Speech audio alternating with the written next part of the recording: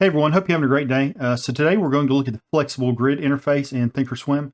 And this is basically just another chart interface that gives you quite a bit more control over selecting your charts or as far as building a chart interface. And to get to that, we'll be in the Charts tab. And we just click on Flexible Grid right here. And this is what it's going to look like by default when you first log in. And I'll show you what these buttons do. So the first button here in this grid actions menu just adds a cell below the current selected cell. So if you click on that, it's just going to add another cell below it like that. The button in the center here will add a cell to the right of the current selected cell like this. And then you click the far right button and that will delete the cell. And if you want to reset, we can just go to this actions menu right here and hit reset, and that will reset it. So we can see that we have, quite a bit of adjustability here as far as adding charts. And you're really going to be limited just by your screen real estate that you have on your computer.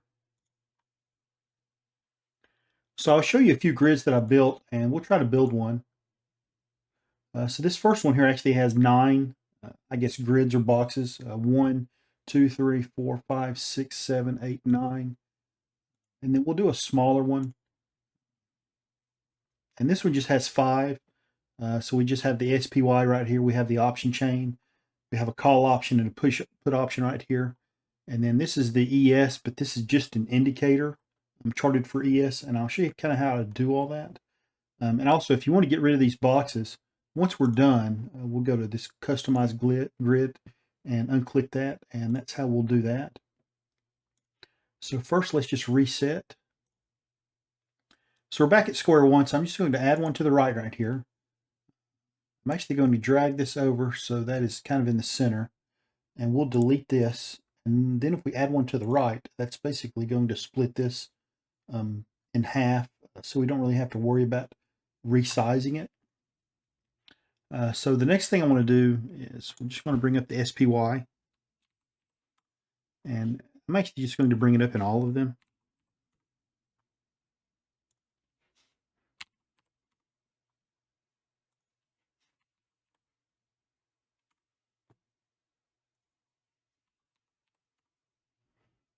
And we'll just put a chart in this one here.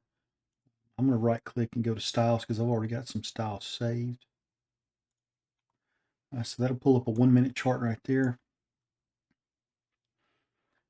So the next thing I want to do is I'm going to show you how you can put just an indicator on the bottom here. So I'm actually going to pull up the same style. And then we will go to the settings dialog right here, chart settings, and show price. We're going to unclick that. And now that's only going to chart indicators here. So if we want to look at a different chart, let's say the ES.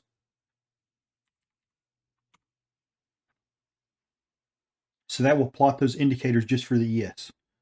So next we want to put the option chain right here. And what I'm actually going to do is go to this settings dialog right here, and we're going to maximize cell. And we'll click on option chain. And I'm going to unclick chart. And now we'll hit the minimize cell. And now that brings up the option chain right here.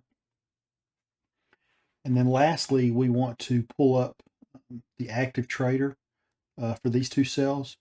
So we're going to do the same thing. Go here, go to maximize cell, and then we'll click on active trader and unclick chart and minimize that.